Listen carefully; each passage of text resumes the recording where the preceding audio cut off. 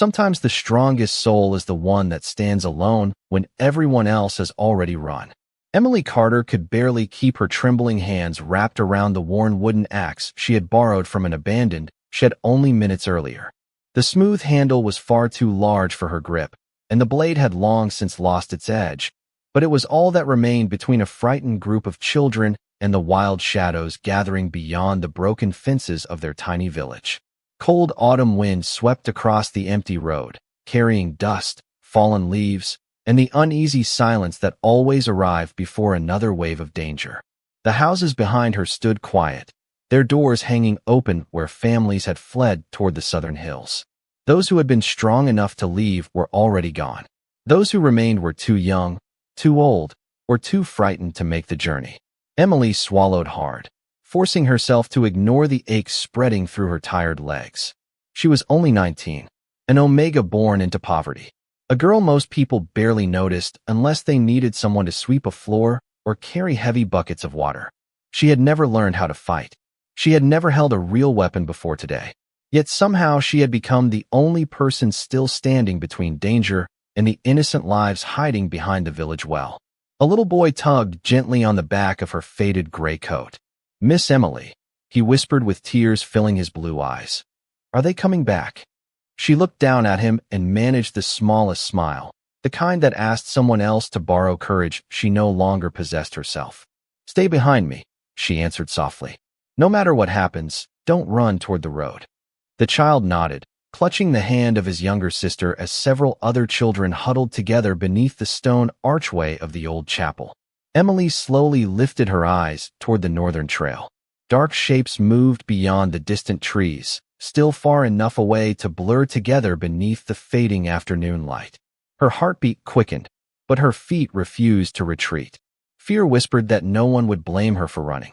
No one expected an Omega to become a protector. No one would remember her name if she disappeared. Yet every time she considered taking a single step backward, she heard another frightened voice behind her, another quiet sob, another child praying someone would stay. So she stayed. Miles away, thunder rolled beneath clear skies, though it was no storm. Thousands of armored horses advanced across the mountain pass with disciplined precision, their polished banners carrying the silver crest of the Northern Crown. At the front rode Alpha King Adrian Blackwood, his silver eyes calmly studying the horizon as his generals discussed reports from nearby territories. Suddenly, one of the scouts raised his hand. "Your Majesty," he called, pointing toward the distant valley. "Someone is still standing out there." Adrian followed the direction of the scout's hand. From nearly half a mile away, he could barely make out the lonely figure positioned in the center of the deserted road. She looked impossibly small against the empty landscape, her worn coat fluttering in the wind like a fragile flag refusing to fall. The generals expected an immediate command. Instead, the Alpha King quietly tightened the reins of his horse, never taking his eyes off the solitary girl. "Wait," he said in a calm voice that instantly silenced thousands of soldiers. "No one moves." Emily did not notice the royal banners rising beyond the distant hills because every thought she possessed was fixed on the frightened children breathing quietly behind her. She counted them again without turning around. 8. 3 boys. 5 girls. The youngest could not have been older than 4. Their small faces carried the kind of fear no child should ever have to understand. One little girl wrapped both arms around a worn cloth rabbit with faded blue stitching, squeezing it so tightly that her tiny knuckles had turned pale. Emily wished she could promise everything would be all right, but she had never believed in promises she could not keep. Instead, she slowly lowered herself onto one knee and looked each child in the eyes. "Listen carefully," she said, forcing calm into her voice even though her own heartbeat seemed loud enough to echo. "Across the empty road. If I tell you to run, you stay together. Follow the creek until you reach the old stone bridge. Do not stop for anything." One of the older boys shook his head. "We are not leaving you." Emily smiled sadly. Being brave does not always mean staying. Sometimes being brave means protecting each other. The boy opened his mouth to argue, but another distant sound rolled through the valley, causing every child to instinctively move closer together. Emily rose again, tightening both hands around the weathered axe. Her shoulders ached from exhaustion after helping villagers escape since sunrise.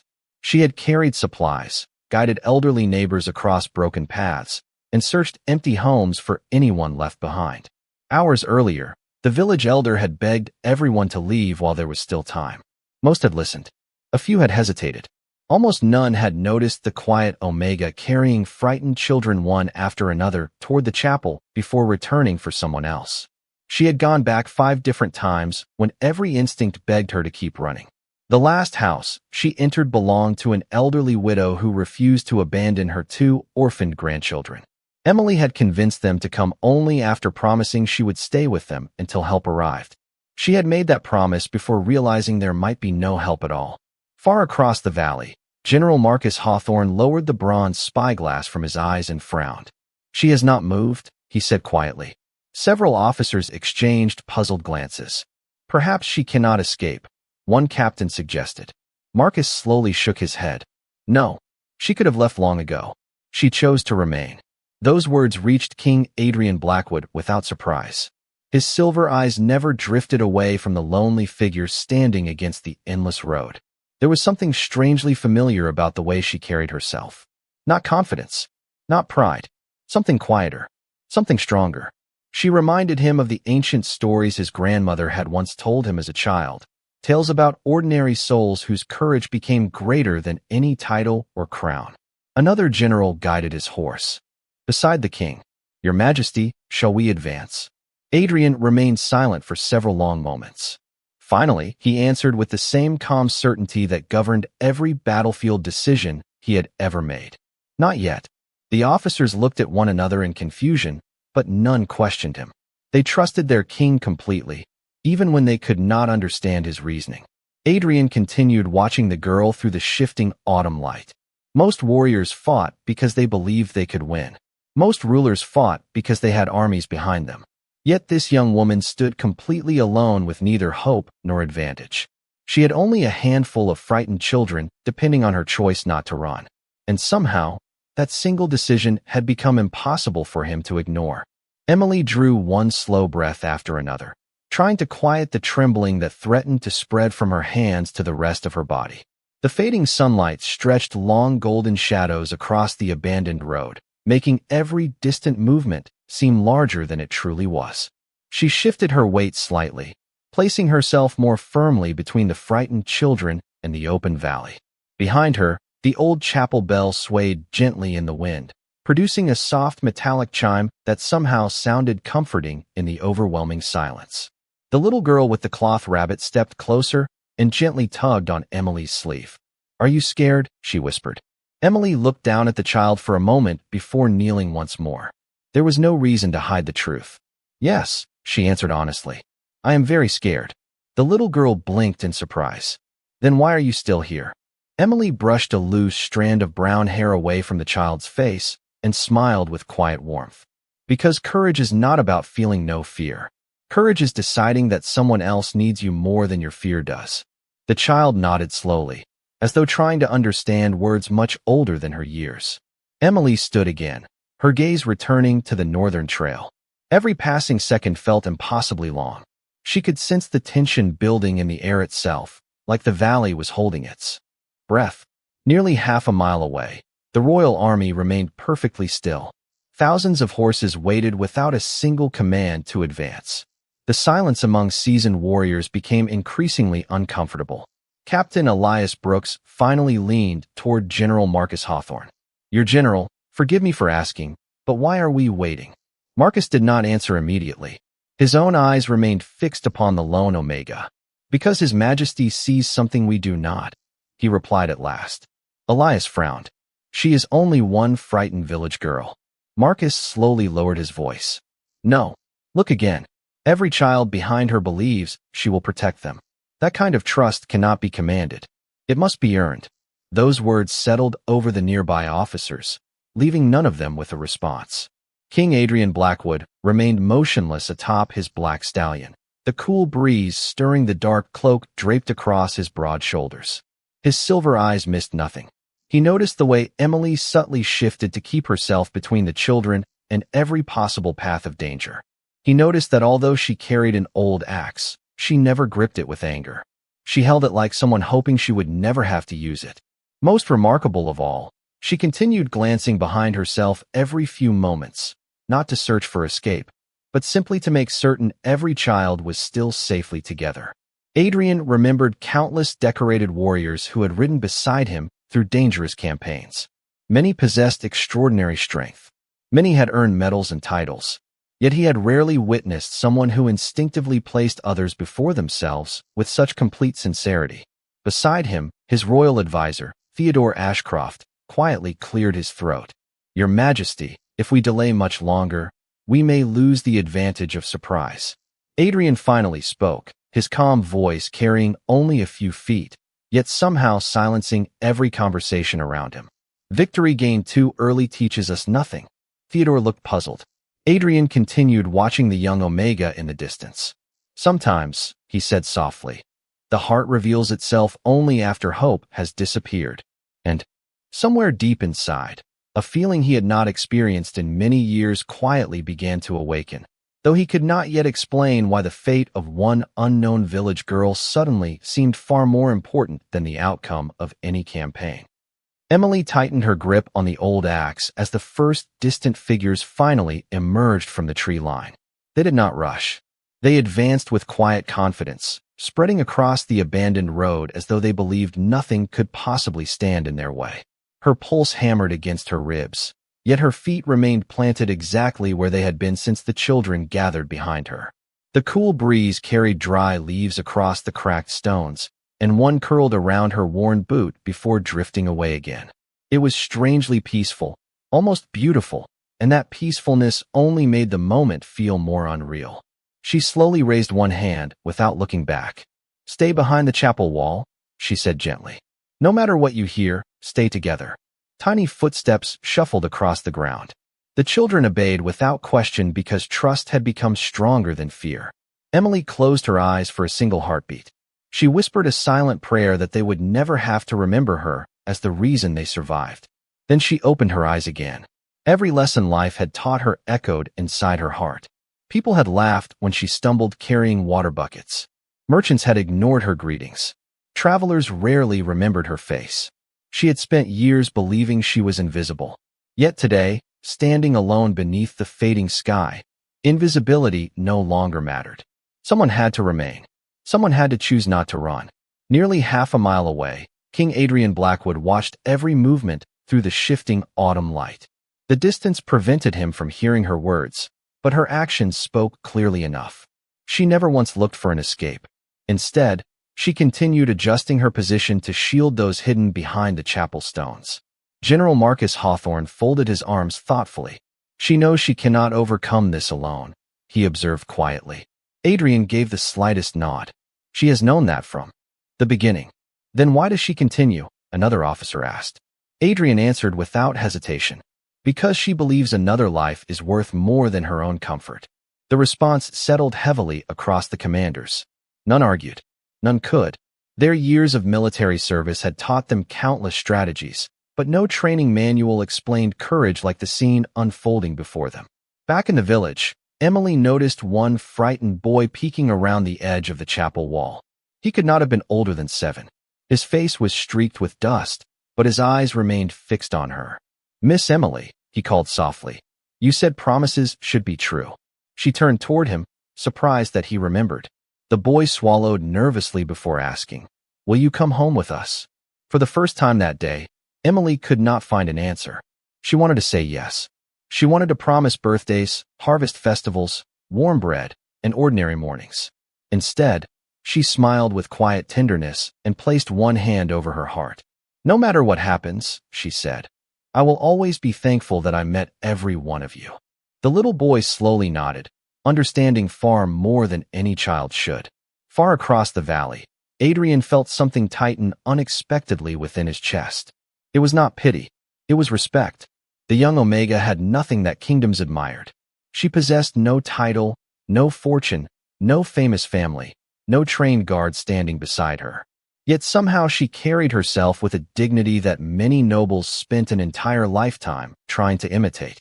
The autumn wind swept across the valley once again, lifting Emily's brown hair across her face.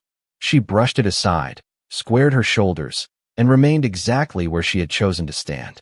Watching from the ridge above, every soldier silently realized the same impossible truth.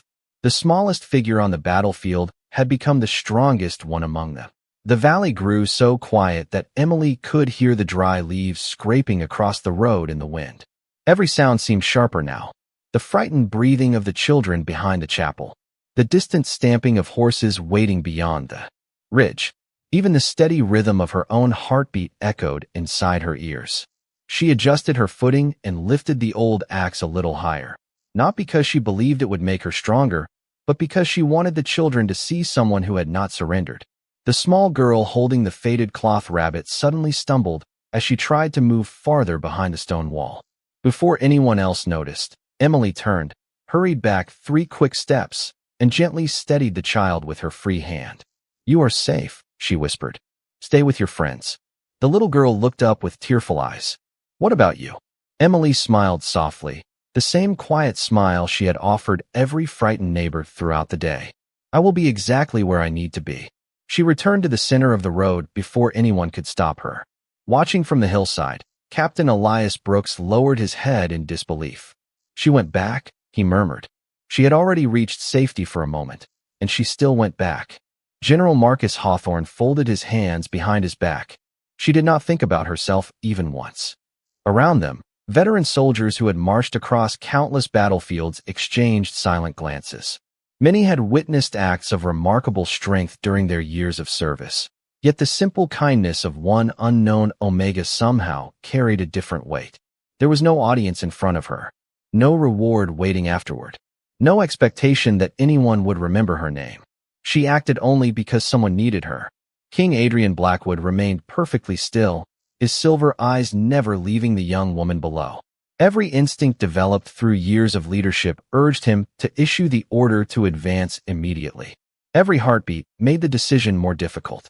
Yet another voice inside him whispered that if he intervened too soon, his soldiers would only remember that a king had rescued a helpless village. They would never truly understand the extraordinary courage already standing before them. Beside him, Theodore Ashcroft spoke carefully. "Your Majesty, the men are growing restless." Adrian answered without turning his head. "Then let them. Watch." Theodore frowned. "Watch what?"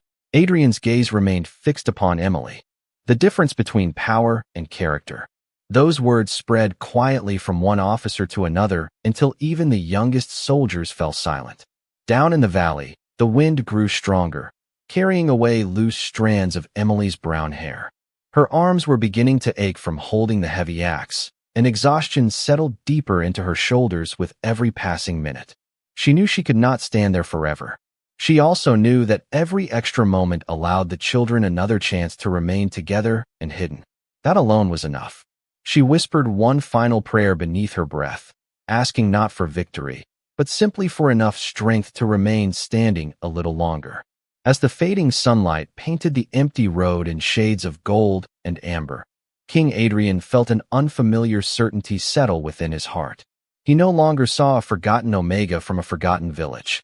He saw someone whose quiet courage had already accomplished something no army could force into existence. Without realizing it, every soldier on the ridge had stopped looking at the road ahead. They were all looking at Emily, and for the first time in many years, the greatest lesson on the battlefield was not being taught by a king. It was being taught by a poor young woman who refused to abandon those depending on her. Emily's arms felt heavier with every passing minute, yet she refused to lower the old axe. The wooden handle had left red marks across her palms, and a faint tremble ran through her shoulders from exhaustion rather than fear. Behind the chapel wall, the children remained exactly where she had asked them to stay. Their frightened whispers had faded into complete silence, as though they understood that even the smallest sound mattered. Emily glanced back only once.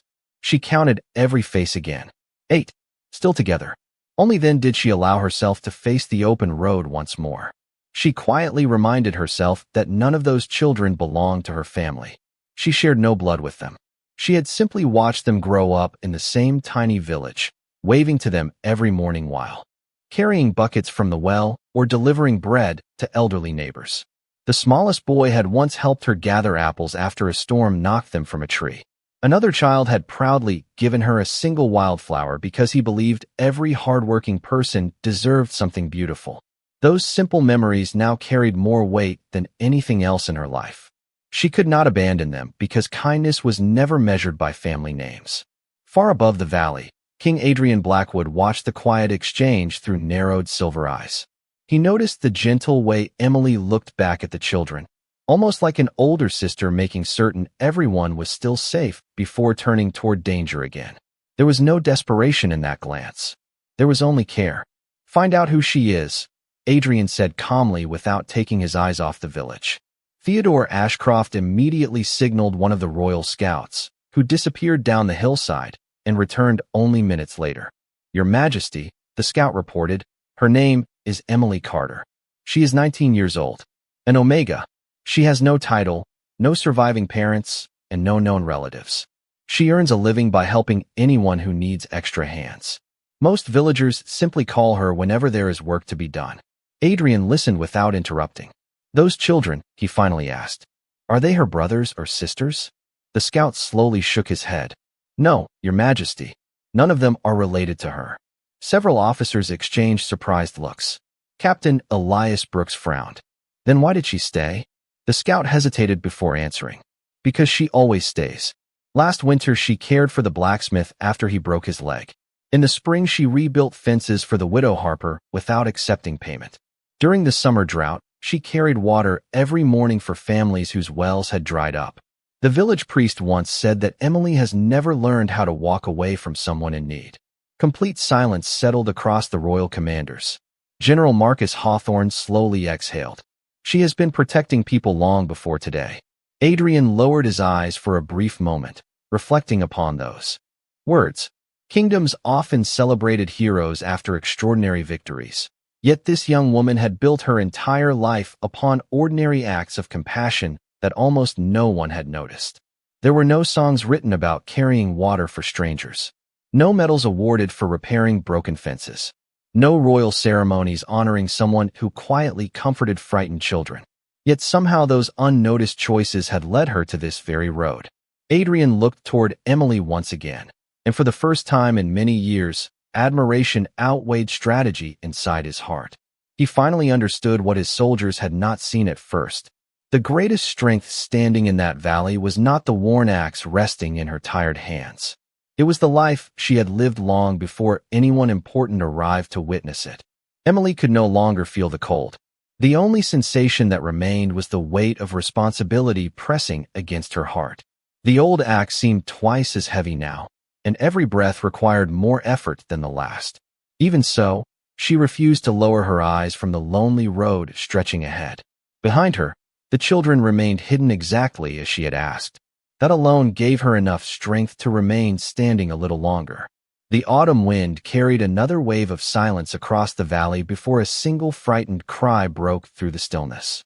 The youngest little boy had wandered a few careful steps from the chapel wall after seeing his cloth cap blow into the road. Before anyone could stop him, he reached toward the drifting cap with both hands, completely unaware of how exposed he had become. Emily's heart stopped for an instant. Without thinking, she rushed forward, gently scooped the child into her arms, and carried him back behind the shelter of the old stone wall. She knelt beside him, straightened his cap with trembling fingers, and smiled despite the tears gathering in her own eyes.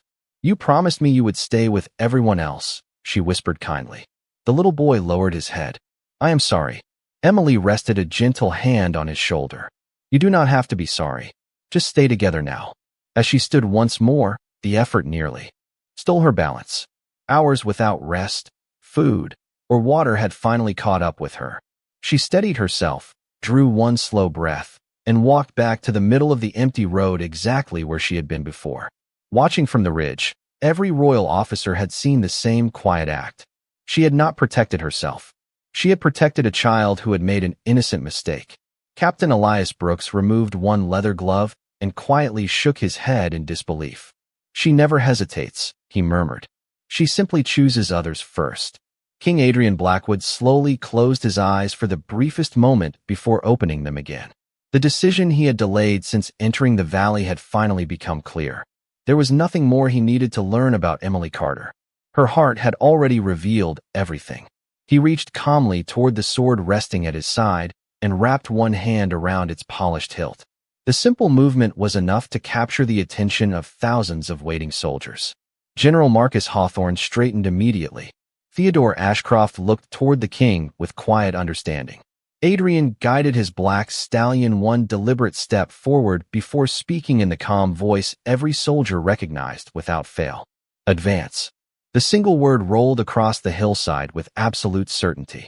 Silver banners lifted into the autumn breeze as disciplined rows of royal cavalry began descending toward the valley in perfect formation. Hooves echoed across the open ground like distant thunder, not in chaos, but with measured purpose that reflected years of unwavering discipline. Emily heard the sound and slowly turned her head. For a moment, she thought exhaustion had begun to blur her vision. Sunlight reflected from polished armor. Long silver standards danced above hundreds upon hundreds of riders. At their center rode a man whose quiet presence somehow drew every eye without demanding attention.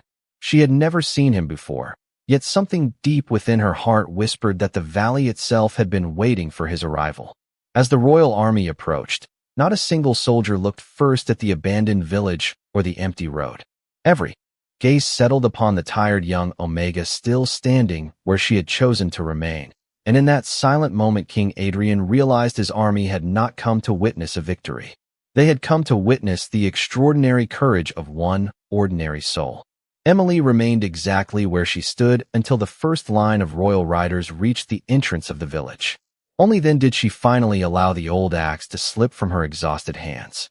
It landed softly against the dusty road, no longer needed. Her knees weakened beneath her, and she instinctively reached toward the weathered fence beside her to steady herself. She had been carrying the weight of an entire village alone for so many hours that she had almost forgotten what it felt like not to be responsible for everyone else. The children cautiously stepped out from behind the chapel wall, their fearful expressions slowly changing into uncertain hope as they watched the endless rows of silver-armored soldiers surrounding the village with calm discipline. None of the riders shouted. None rushed forward recklessly. Every movement reflected perfect control, and somehow that quiet order made the frightened children feel safer than any loud celebration ever could. King Adrian Blackwood guided his black stallion through the center of the road until only a few yards separated him from Emily. Up close, he finally saw details that distance had hidden. Her coat had been repaired countless times with different shades of thread. Her boots were badly worn from years of hard work. Small scratches covered her tired hands where rough wood and stone had left their mark over the seasons. There was nothing remarkable about her appearance except one impossible thing. Even after the longest day of her life, kindness still remained in her eyes. Emily slowly lowered her head in respect, unaware of who stood before her. "Your Majesty," Theodore Ashcroft announced as he rode forward. The word struck Emily with complete surprise. She looked up at the man before her eyes widening as realization settled over her exhausted mind. This was the Alpha King himself. Instinctively, she took one step backward. "I am sorry," she said, quietly. "I did not know I was standing in your path." Adrian looked at her for several silent moments before speaking. "You were never in my path." His calm voice carried across the village with effortless authority. "You were the reason I stopped." Every soldier within hearing distance became perfectly still. Emily blinked, unsure she had understood him correctly. "Your Majesty," she answered softly. "I only stayed because the children could not leave alone." Adrian turned his gaze toward the young faces, now peeking cautiously from behind the chapel wall. "Are they your family?" Emily gently shook her head. "No, Your Majesty."